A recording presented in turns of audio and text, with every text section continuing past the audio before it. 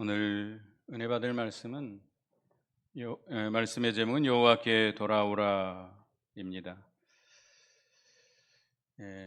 북쪽 이스라엘 백성들이 하나님 앞에 불의를 행함으로 징계를 받아서 다 망하게 됐습니다. 그때 하나님께서 그들을 하나님께로 돌아오라고 부르시고 그들이 돌아오기를 간절히 기다리고 계십니다. 탕자가 돌아오기를 그 아버지가 기다리는 심정으로 하나님은 우리가 돌아오기를 간절히 기다리고 있습니다. 호세아 선지자는 북쪽 이스라엘에 사역했던 선지자입니다. 호세아 선지자는 여로보암 2세, 그러니까 북쪽 이스라엘은 여로보암이라는 사람이 세웠는데 여로보암 2세라고 또 뒤에 나옵니다. 이 여로보암 2세는 북쪽 이스라엘을 아주 부강하게 만들었던 왕인데 그때부터 아수르의 멸망이 직전까지 이 40년간 약 40년간 북쪽 이스라엘에게 예언했던 그런 선지자입니다. 여러분들이 잘 아시다시피 북쪽 이스라엘은 하나님을 섬깁니다. 섬기지만 하나님의 말씀대로 섬기는 것이 아니고 베델과 단에다가 뭘 만들어 놓고 섬겼죠? 금송아지를 만들어 놓고 그것이 하나님이다 라고 그 앞에 가서 제사하며 하나님을 섬겼습니다. 뿐만 아니라 성경을 고쳤어요. 고쳐가지고 자기들 마음대로 하나님을 섬겼습니다. 성경에는 레위지파 제사장들이 하나님의 앞에 제사 드려야 되는데 아무나 원하는 사람 또 뇌물을 가지고 오는 사람들 제사장을 세워가지고 제사를 드리게 했습니다. 하나님을 섬기긴 섬기지만 하나님을 어떻게 섬겼죠? 우상으로 섬겼습니다. 우상. 살아계신 하나님. 그 하나님 앞에 나가서 하나님의 말씀대로 영으로 하나님을 섬겨야 되는데 우상으로 그저 자기들이 만들어 놓은 하나님이에요. 자기들 마음대로 하나님을 섬깁니다. 그리고 실제로는 그들은 하나님을 의지하지 않습니다. 어려운 일이 닥치면 누구를 의지해요? 이웃에 있는 강대국들. 그 당시에는 아수르 나라가 최강국이었습니다. 그 아수르 나라를 의지하고 아수르에게 도움을 청하고 또 자기들이 손으로 만든 우상들을 섬겼던 자들입니다. 그래서 하나님은 그 불의를 용납하지 않으시는 하나님이기 때문에 그들을 징벌해서 거의 망하게 만들었습니다. 거의 망하여 엎드러진 그들에게 하나님께서는 돌아오라는 겁니다. 오늘날 우리도 하나님을 섬긴다고 하지만 진정으로 하나님을 섬기고 있는지 우리 자신들을 돌아다 봐야 됩니다. 하나님을 우상으로 섬기고 있는 것이 아닌지, 그저 우리가 예배드리면 그냥 받아주시고 기도하면 복이나 주는 이런 하나님, 살아계셔서 역사하시는 하나님,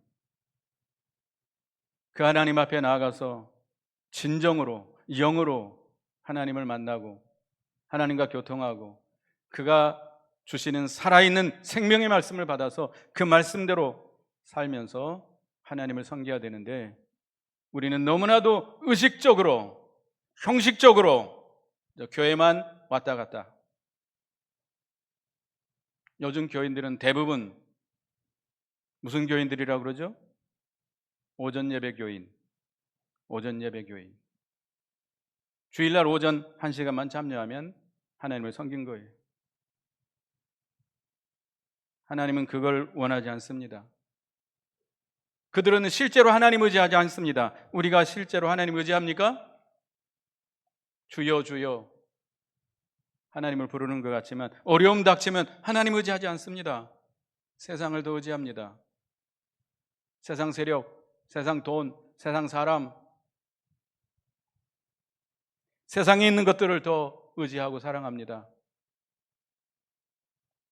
우상입니다. 사람을 더 의지하고 사랑하고 돈을, 직장을, 세상 권세를, 쾌락을 하나님보다 더 사랑하고 의지하는 그런 우리들입니다. 하나님께서는 그런 불의와 죄를 용납할 수 없으신 하나님이기 때문에 우리는 하나님께서 우리를 징벌할 수밖에 없습니다. 지금 호세아 선지자 시대에 이스라엘이 망한 건 아닙니다. 북쪽 이스라엘이 거의 망해가고 있는 것입니다. 너희는 망하게 됐으니 하나님께로 돌아오라 이겁니다. 돌아오라. 우리가 하나님 앞에 회개한다는 것은 단지 악한 것을 버리는 것으로 끝나는 것이 아니라 하나님께로 돌아와야 됩니다. 하나님께로 돌아와야 돼요. 그래서 하나님께로 돌아오면 첫째는 여호와께 긍휼을 얻게 된다고 그랬습니다. 여기 2절을 다 같이 읽어보겠습니다. 2절 다 같이 읽습니다. 시작. 너는 말씀을 가지고 여호와께로 돌아와서 아뢰기를 모든 불의를 제거하시고 선한 바를 받으소서. 우리가 수송아지를 대신하여 입술의 열매를 주께 드리리이다. 너는 말씀을 가지고 여호와께로 돌아오라. 말씀, 언약의 말씀. 우리가 그 이스라엘 백성들이 하나님 앞에 제사 드리는데 특별히 죄를 지어서 하나님 앞에 나와서 제사 드리는 제사를 뭐라고 그러죠? 속죄제입니다. 속죄제. 소나 양을 잡아서 그 피를 가지고 성소에 들어가야 됩니다. 그래야 하나님께서 그 죄를 용서해 주시고 받아주십니다. 그럴 때 이 이스라엘 백성들이 하나님 앞에 나올 때 그 피를 가지고 나온다는 뜻은 뭐죠? 장차 그리스도께서 오셔서 우리를 대신해서 피 흘려 죽으시고 우리를 대속해 주실 것을 믿고 나오는 겁니다. 그냥 형식적으로 짐승의 피만 가지고 나오는 게 아니에요. 그걸 의미하는 겁니다. 여기서 말씀이라고 하는 것은 언약의 말씀, 이스라엘 백성들의 언약의 말씀에 가장 중요한 언약이 뭐죠? 장차 메시아 그리스도를 보내주겠다는 겁니다. 그 그리스도께서 오셔서 너희를 대속해 줄 것이다. 이 짐승이 나를 대신해서 피 흘려 죽는 것처럼 우리를 대신해서 속죄 제사를 드리시고 그 피로 말미암아 우리의 모든 죄를 다 씻어 주시고 죄 사함을 주시고 의롭다함을 주실 것을 말씀해 주신 겁니다. 다시 말하면 복음입니다. 하나님 앞에 돌아오려면 우리는 누구의 피를 의지하고 나와야 돼요? 예수 그리스도의 피공로를 의지하고 나와야 돼요. 그 복음을 의지하고 주님의 구속을 의지하고 하나님 앞에 나와야 됩니다. 회개하는 것은 그거예요. 우리의 의의가 없어요. 여러분 행한 의의가 있습니까? 공로가 있습니까? 없습니다. 아무것도 없습니다.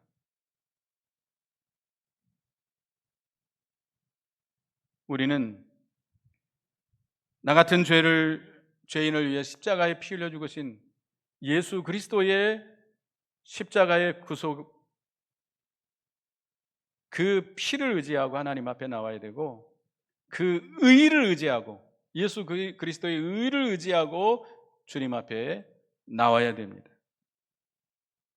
그래야 하나님께서는 그들을 기뻐 받으시고 용서해 주시고 긍휼히 여겨 주십니다. 그런데 여기 보면 수송아지를 대신하여 입술의 열매를 주께 드리리다 그랬습니다. 이스라엘 백성들이 아까도 얘기했지만 하나님을 섬기는데 너무나 의식적입니다. 하나님을 우상처럼 섬겨, 우상단지처럼, 금덩어리, 금송아지 우상처럼. 오늘날 우리도 그와 같은 우리가 많습니다. 그저 하나님을 우상처럼 섬기는 거예요. 그러나 우리가 회개하고 하나님 앞에 돌아와서 하나님이 기뻐하시는 진정한 제사, 참 예배를 드려야 됩니다. 참 예배. 하나님께 나오는 자는 하나님 앞에 뭐 해야 돼요? 참된 예배를 드려야 돼요. 하나님은 영이시니 예배하는 자는 어떻게 예배해야 돼요? 신령과 진정으로, 영과 진리로 하나님께 예배를 드려야 됩니다. 영으로, 살아계신 하나님, 우리의 영으로 그 하나님을 만나고 영으로 그 하나님과 교통하고 그 하나님으로 말미암아 즐거워하며 기뻐하며 감사하며 하나님 앞에 예배드리는 겁니다. 여기서 입술의 열매라고 하는 것은 우리가 하나님 앞에 나올 때 아까 누구를 의지하고 나온다고 그랬죠? 그리스도의 그 십자가의 그 대속의 피를 의지하고 하나님 앞에 나오는데, 우리가 정말로 예수 그리스도를 믿는다면, 우리 심령 속에 그리스도를 믿는 믿음이 있다고 한다면 반드시 입술로 나오게 되어 있습니다. 로마서 10장 9절 10절을 보겠습니다.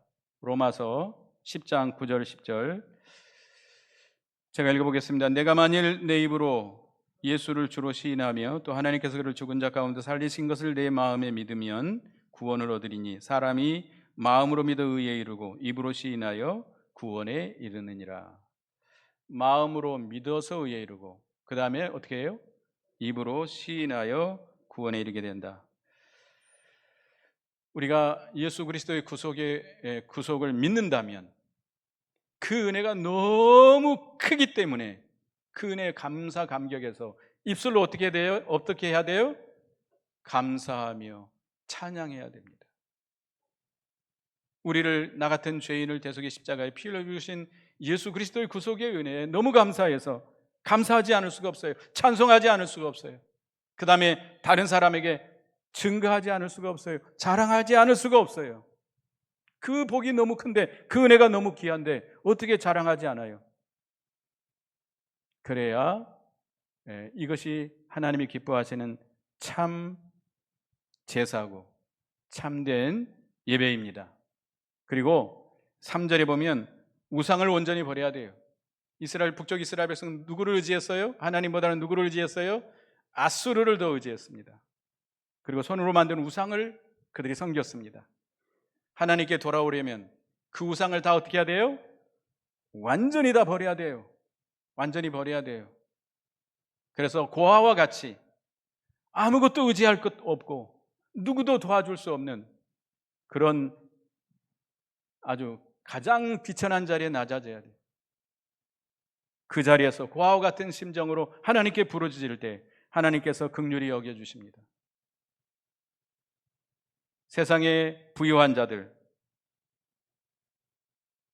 세상에 의지할 것이 많고 배경이 든든하고 넉넉한 것을 의지하고 사는 자는 하나님의 긍휼을 입을 수가 없습니다. 우리는 이사야 57장 15절에 지극히 존귀하며 영원히 거하며 거룩하다 이름하는 자가 이와 같이 말씀하시되 내가 높고 거룩한 곳에 거하며 또한 통회하고 마음이 겸손한 자와 함께 있나니 이는 겸손한 자의 영을 소생시키며 통회하는 자의 마음을 소생시키려 함이라. 하나님이 원하는 제사는 뭐예요? 상한 심령이에요.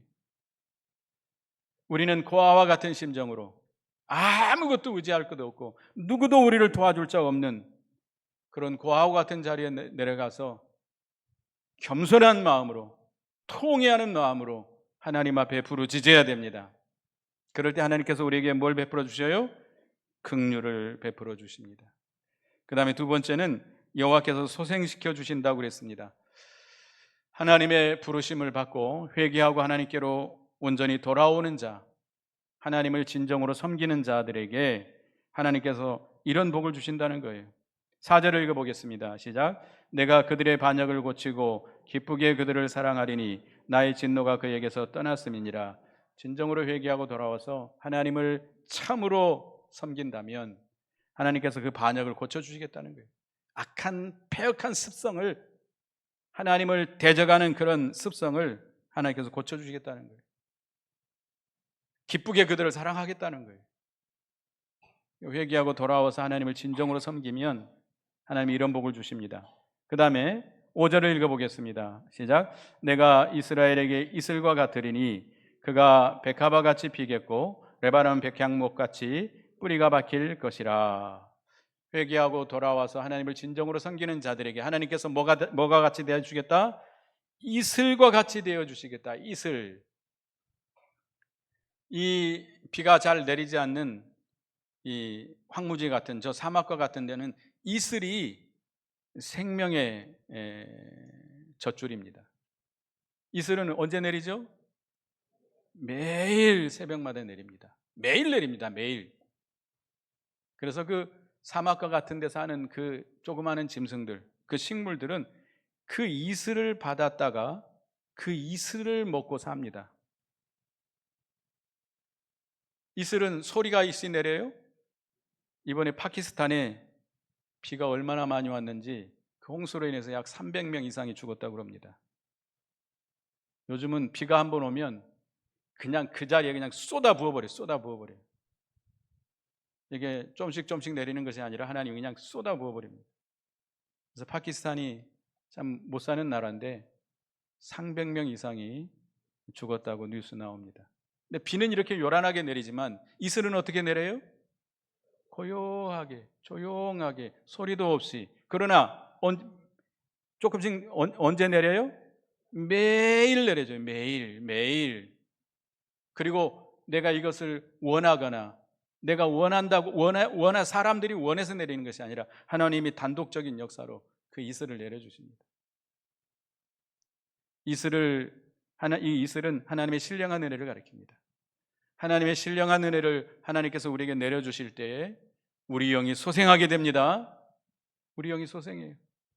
메마른 땅이 이렇게 적셔지고 초목이 소생하는 것처럼 하나님께서 신령한 은혜를 풍족하게 내려주셔서 시들어가는 심령을 소생케 해주신다는 겁니다. 어떤 자에게? 회개하고 하나님께로 돌아와서 참으로 하나님을 섬기는 자에게. 이슬과 같이 신령한 은혜를 우리에게 내려주셔서 우리 영을 소생케 해요. 그러면 그는 뭐와 같이 피겠고? 백합화와 같이 피겠다. 백합화가 아름답습니까? 아름다운 꽃이죠. 향기가 매우 진하죠. 백합화와 같이 그 심령에 아름다운 꽃이 피게 되고 그 다음에 백향목같이 뿌리가 박힐 것이다. 백향목 저는 본 적이 없어요. 근데 이제 레바논, 우리가 백향목 어디서 나오죠? 솔로몬 왕이 성전을 지을 때 그 백향목을 가져다가 성전을 지었습니다. 이 백향목은 아주 높이가 약 40m까지 자라고 아주 굵게 자란대요. 그래서 그 백향목은 굉장히 그 키가 크면서도 넓은 지역을 차지합니다. 그래서 이 백향목은 아주 단단한 건축 자료이고요. 그 향기가 난다고 그럽니다. 향기가 나요. 은은한 향기가 나가지고 아주 최고급 건축 자재죠. 이와 같이 주님이 주시는 신령한 은혜를 받으면 백향목과 같이 뿌리를 깊게 내리고 곱게 자란다는 거예요. 믿음의 뿌리를 우리가 내리고 주님이 주시는 그 신령한 은혜로 말미암아 우리 영이 소생하고 깊게 뿌리를 내리고 곱게 자라요. 높이 자라요. 아주 귀한 재료로 사용된다는 겁니다. 그리고 6절에 보면 그의 가지는 퍼지며 그의 아름다움은 감람나무 같고 그의 향기는 레바논 백향목 같으리니.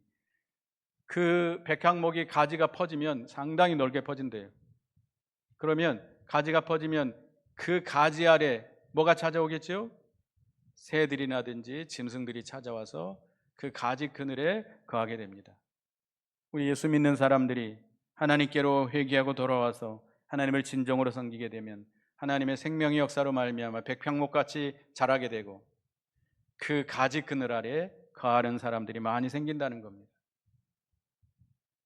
제가 어떤 권사님을 아는데 그 권사님은 결혼하기 전에 그 예수를 믿었습니다.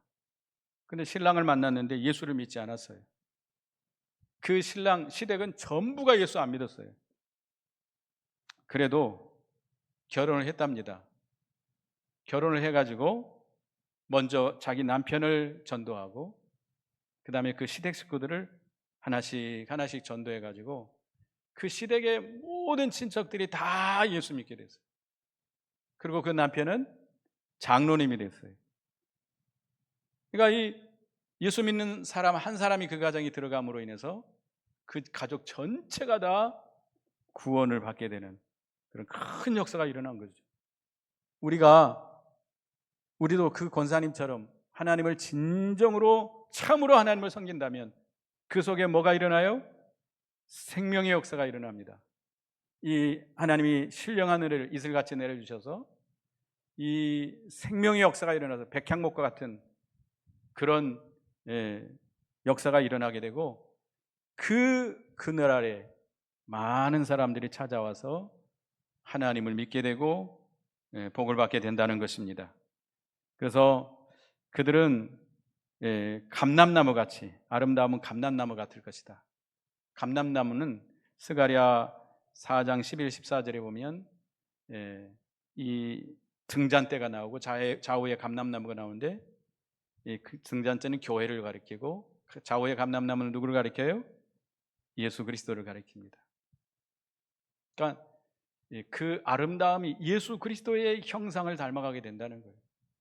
우리가 하나님께로 돌아와서 신령한 은혜를 받아서 소생하게 되면 그가 점점점 누구의 형상을 닮아가요? 예수 그리스도의 형상을 닮아가서 하나님께 영광이 되고 사람들에게는 빛을 비춰 나가게 된다는 것입니다. 우리도 그런 생명의 역사가 있는 참 신앙인들이 되어야 되겠습니다. 그 다음에 8절을 읽어보겠습니다. 8절 다 같이 읽어봅니다. 시작. 에브라임의 말이 내가 다시 우상과 무슨 상관이 있으리요 할지라 내가 그를 돌아보아 대답하기를 나는 푸른 잣나무 같으리니 네가 나로 말미암아 열매를 얻으리라 하리라. 에브라임은 북쪽 이스라엘을 가리키는데요, 이 북쪽 이스라엘이 하나님께로 돌아와서 하나님을 참으로 섬기고 그 속에 신령한 은혜를 받아서 소생하는 역사가 있다 보니까 하나님을 진정으로 발견하게 되고 그리스도를 진정으로 발견하게 될 때에 우상은 뭐와 같이 여겨요? 헌시짝처럼 우상은 아무것도 아니라는 걸 깨닫게 됩니다. 그들이 지금까지 의지했던 아수르 나라, 그들이 진정으로 의지하고 사랑했던 그 우상들, 그건 아무것도 아니라는 거예요. 우상들이 우리 영을 살려낼 수 있습니까? 우리를 죄에서 구원해 줄 수 있습니까? 영원한 복을 줄 수 있습니까? 아무것도 아닙니다. 우리가 진정으로 하나님을 깨달으면, 예수 그리스도를 발견한다면 세상의 우상들은 아무것도 아닙니다. 여러분들이 섬기는 우상이 뭐예요? 돈이 우상이죠? 왜 말씀 안 하세요? 빌립보 3장 19절에 보면 배가 우상이다. 배. 바다에 떠다니는 배가 아니라 우리 배. 여러분은 살기 위해서 먹습니까? 먹기 위해서 합니까? 이 노아 시대의 죄가 뭐죠? 먹고 마시고 시집가고 장가가고 먹는 거. 오늘날 이 먹는 것이 큰 문제입니다. 먹는 거. 너무 기름지고 맛있는 것만 먹다 보니까 죄송합니다. 저와 같이 됩니다. 운동 안 하고. 저는 그렇게 잘 먹지 않는데 운동을 안 해서 그런지 자꾸 배가 나옵니다. 배가 우상이에요. 배가 우상. 그 다음에 탐심이 우상이에요. 골로새 3장 5절. 자기가 우상이에요. 에스겔서 14장 3절에 자기 우상. 자기가 우상이에요. 그 다음에 디모데후서 3장 4절에 쾌락이 우상이에요. 쾌락. 세상락. 이런 우상들이 여러분을 살려줘요? 참된 즐거움이 있어요? 참된 만족이 있어요? 없어요. 그래서 그 우상들을 다 버리게 되고 하나님께서 잣나무가 되어주신다. 잣나무. 나는 푸른 잣나무 같으리니 푸른 잣나무 같이 되어주신다. 푸른 잣나무, 사시사철 마르지 않냐고 푸른 나무입니다. 이 푸른색은 생명을 가리키는데 하나님께서 항상 우리에게 푸른 잣나무 같이 생명을 공급해 주신다는 겁니다. 회개하고 돌아와서 하나님을 진정으로 섬긴다면 하나님께서 우리에게 뭐와 같이 되주세요? 잣나무 같이. 아까는 우리에게 뭐 같이 되신다고 그랬어요? 이슬과 같이 되시고, 여기서는 뭐 같이 되신다? 잣나무와 같이. 어떤 일이 닥쳐온다 할지라도 우리가 살다 보면 뭐 좋은 일만 있습니까? 좋은 일, 나쁜 일, 힘든 일, 어려운 일, 건강할 때도 있고 병들 때도 있고, 항상 하나님은 우리에게 생명을 공급해 주셔서 성령의 열매, 생명의 열매를 맺혀 나가게 해주신다는 겁니다. 그 다음에 세 번째는 여호와의 도에 거하게 된다 그랬습니다. 9절을 다 같이 읽어보겠습니다. 9절 시작. 누가 지혜가 있어 이런 일을 깨달으며 누가 총명이 있어 이런 일을 알겠느냐. 여호와의 도는 정직하니 의인은 그 길로 다니거니와 그러나 죄인은 그 길에 걸려 넘어지리라. 누가 지혜가 있어 이런 일이 뭐예요? 14장 1절에서부터 8절에 있는 말씀. 하나님께로 돌아와서 하나님을 진정으로 참으로 하나님을 섬기는 자에게 하나님께서 뭐와 같이 되주세요? 이슬과 같이 되주시고, 마지막에는 뭐와 같이 되주세요? 잣나무 같이 되주신다는 이런 일을 깨달을 수 있겠느냐? 누가 총명이 있어 이런 일을 알겠느냐? 여호와의 도는 정직하니 의인은 그 길로 다니거니와. 누가 그것을 깨달아요? 의인입니다. 의인. 여러분은 의인입니까? 죄인입니까? 생각해 보니까 의인은 아닌 것 같고, 또 죄인이라고 하면 또 목사님 물어본 것과 또 답이 다른 것 같고, 죄인도 아니고 의인도 아니고 그건 뭡니까? 여러분 죄인입니까? 의인입니까? 우리는 말로 다 할 수 없는 죄인이죠. 죄인인데 우리는 예수 그리스도를 믿음으로 말미암아 누구의 의를 받아서요? 예수 그리스도의 의를 값없이 받아서 그 의의 옷을 입어서 하나님께서 우리를 의롭다라고 칭해 주셨어요. 칭의라고 합니다. 그래서 우리는 하나님 앞에서 뭐가 됐어요? 의인이 됐어요. 예수를 믿어서 의인된 자는 이 하나님의 도를 깨달을 수 있다는 겁니다. 깨달을 수 있어요. 왜냐? 성령이 아니고서는 하나님의 도를 깨달을 수 없기 때문입니다. 그러나 믿는 자에게는, 믿음으로 사는 자에게는, 하나님 앞에 회개하고 돌아와서 참으로 하나님을 섬기는 자에게 성령이 함께 하셔서 그 도를 깨닫게 해주십니다. 고린도전서 2장 13, 14절을 고린도전서 2장 13, 14절을 읽어보겠습니다. 같이 읽어봅니다. 시작. 우리가 이것을 말하거니와 사람의 지혜가 가르친 말로 아니하고 오직 성령께서 가르치는 것으로 하니 그것은 영적으로 분별하느니라. 육에 속한 사람은 하나님의 성령의 인도를 밟지 아니하나니 이는 그것들이 어리석게 보임이요 또 그는 그것들을 알 수 없나니 그런 일은 영적으로 분별하기 때문이라. 신령한 영의 도리는 성령이 아니고서는 깨달을 수 없습니다. 알 수 없습니다. 믿을 수 없습니다. 여러분은 믿는 자죠? 믿어서 의인된 자죠? 하나님께로 회개하고 돌아와서 하나님을 진정으로 섬기게 된다면 성령께서 여러분들을 하나님의 그 진리의 도가 깨달아지게 하시고 믿어지게 하시고 그 도의 길로, 믿음의 길로, 그 생명의 길로 걸어갈 수 있도록 역사해 주십니다. 내가 하는 것이 아니고 누가? 성령께서. 우리가 아무리 연구하고 힘쓰고 애쓴다고 깨달을 수 없어요. 누가 깨닫게 해주셔야 돼요? 성령께서 깨닫게 하고 알게 하고 믿어지게 하고 그 길로 가도록 역사해 주십니다. 그래서 우리는 열심히 누구를 따라가야 돼요? 성령의 감동, 성령의 인도를 따라가야 됩니다. 그러나 누구는 깨닫지 못해요? 죄인은 그 길에 걸려 넘어지리라. 죄인은, 여러분 죄인이에요, 의인이에요? 대답을 확실히 못 하시네. 여기서 죄인은 누구를 가리키죠? 믿지 않는 자들이 죄인이요, 또 예수를 믿었어도 계속 죄 가운데 있는 자들, 회개하고 돌아오지 아니하고 계속 죄 가운데 있는 자들은 그 도를 깨닫지도 못하고 그 도의 길로 가지도 못하고 오히려 그 도에 걸려 넘어지게 됩니다. 우리가 하나님의 말씀을 들으면 그 말씀이 은혜가 되고 그 말씀이 내게 기쁨이 되고 즐거움이 돼야 되는데, 어떤 사람은 그 말씀을 들으면 그 말씀이 너무 괴롭다는 거예요. 그 말씀이 자기를 막 찌르고 자기를 괴롭혀서 도저히 못 앉아 있겠다는 거예요. 그래서 미국 같은 데서는요, 목사님이 말씀을 강하게 전하면 권총을 들어갖고 쏘아버린 일도 있었어요. 실제로 있었어요. 얼마나 괴로우면. 그래서 어떤 목사님 여기다 방탄유리 세워놓고 설교하는 분도 있습니다. 실제로 있었던 겁니다. 그 말씀이 너무나 자기를 막 치니까 괴로우니까 권총을 빼갖고 쏘아버렸어요.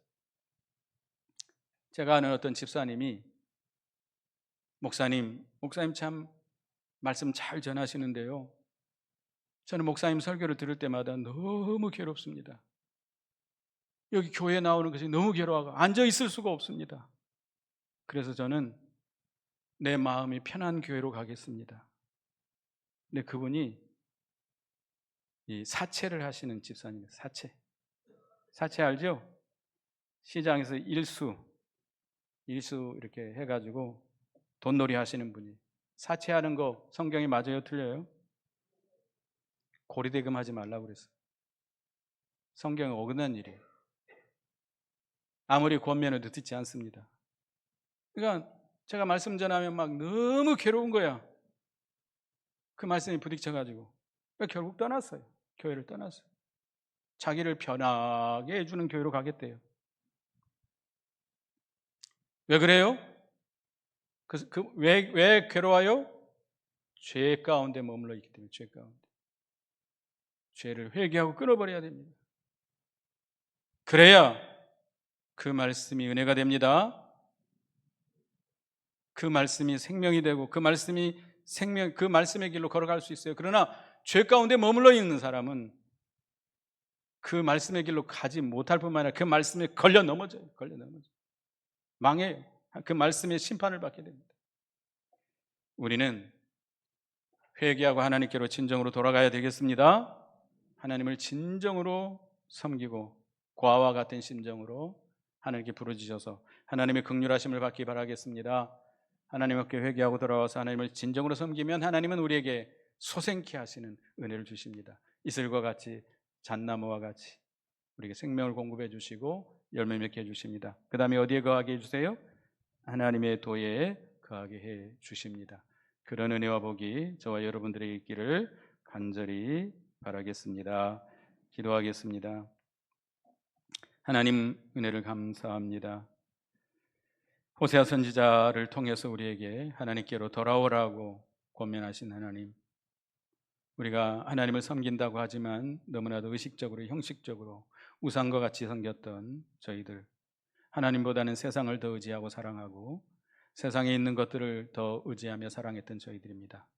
이제 호세아 선지자가 우리에게 권면했듯이 회개하고 돌아와서 하나님을 참으로 진정으로 섬김으로 말미암아 하나님의 긍휼을 얻는 저희가 되게 해 주시옵소서. 하나님 이슬과 같이 임하셔서 우리를 소생케 하시고 우리가 백합과 같이 백향목과 같이 자라나고 하나님께서 우리에게 잣나무와 같이 우리에게 생명을 공급해서 아름다운 생명의 열매를 맺어나가는 저희가 되게 해 주시옵소서.